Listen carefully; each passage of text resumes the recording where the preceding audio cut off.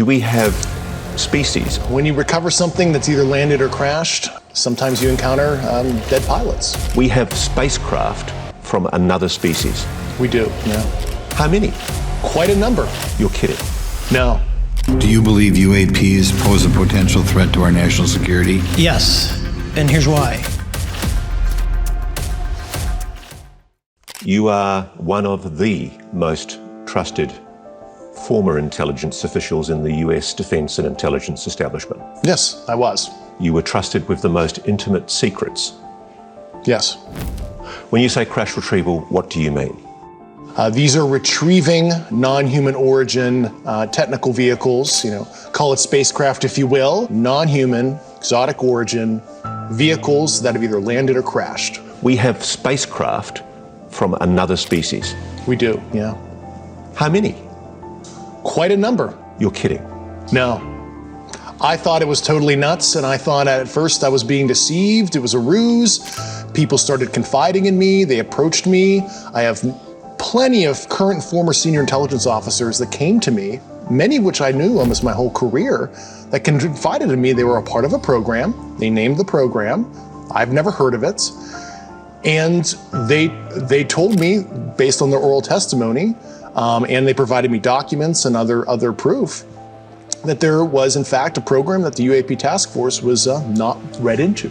If you're right, if you're telling us the truth, everyone, the entire American public has been lied to for decades. Yeah, there's a sophisticated disinformation campaign targeting the US populace, which is extremely unethical and immoral. You are saying to the human race, for the first time, an official intelligence representative at a high level from the US government is saying publicly, we are not alone.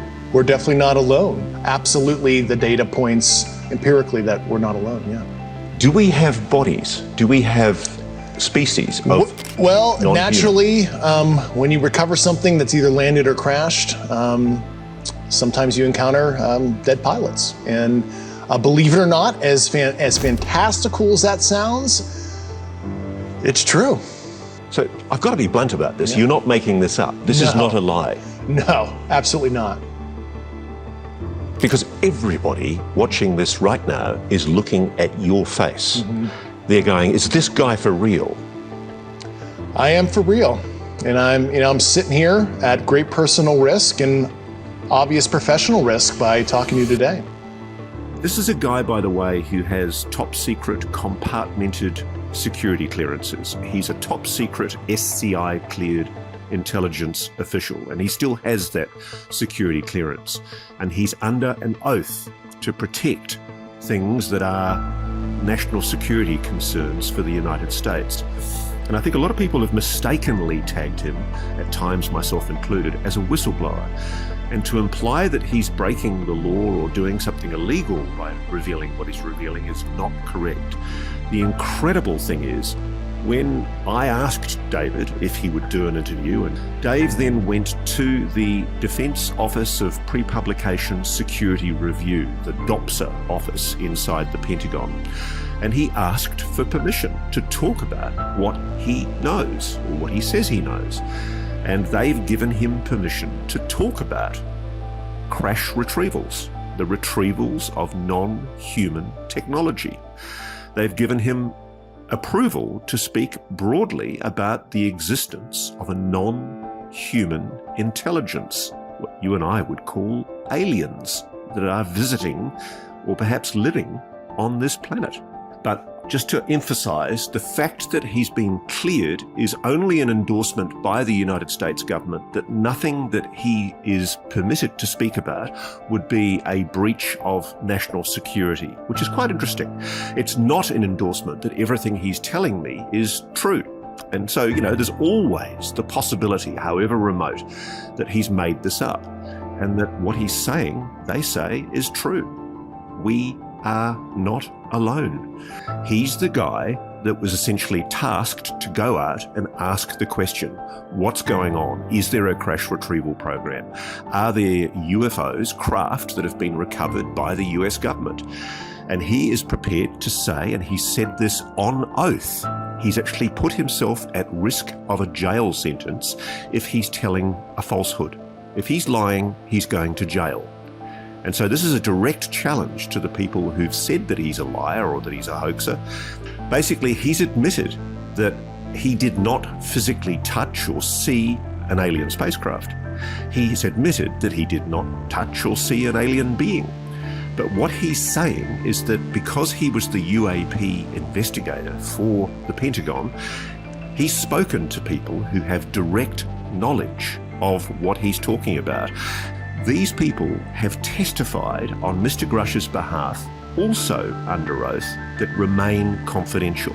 He didn't trust the people in the Pentagon who are entrusted to hear these secrets because he doesn't think they're entirely honest about their intentions. He thinks that there are still a cadre of people inside the Pentagon who want to cover this up. For good reason, for political reasons. These political representatives are going to be a little bit scared about allegations made by a person like Mr. Grush. They want the bona fides of this man to be verified. They don't want to dignify them yet, because Mr. Grush's key allegation is that what has been happening is illegal, if not criminal, that there has been improper withholding of evidence from the US Congress relating to crash retrieval programs that have been operating in secret in the United States for at least 80 years. Incredible as it may seem, Roswell was true, the 1947 Roswell crash. There are multiple other crash retrievals that have allegedly taken place. I have spoken to people who have directly witnessed what he's saying he's been told about. I asked David Grush, what about bodies? And he does confirm that there have been non-human, yes, alien bodies recovered. Incredible as it may seem, the United States government, and possibly other governments in the world, are in possession not only of non-human technology, craft and other technology, they're also in possession of alien bodies. I have spoken to people who have told me that they have seen alien bodies. When I was first told that by those people, I did not for the life of me believe it. I've still got trouble dealing with it. And frankly, as I've said repeatedly, I don't think I'll believe any of this until I have the opportunity to kick the tires of the flying saucer and shake the hand of the nearest alien.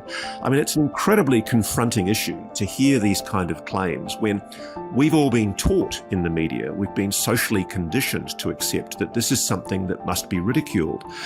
But what I now realise from talking to Mr. Grush is that it really has been the case that there's been a deliberate disinformation operation run by the US intelligence community to try and suppress interest and coverage of this issue.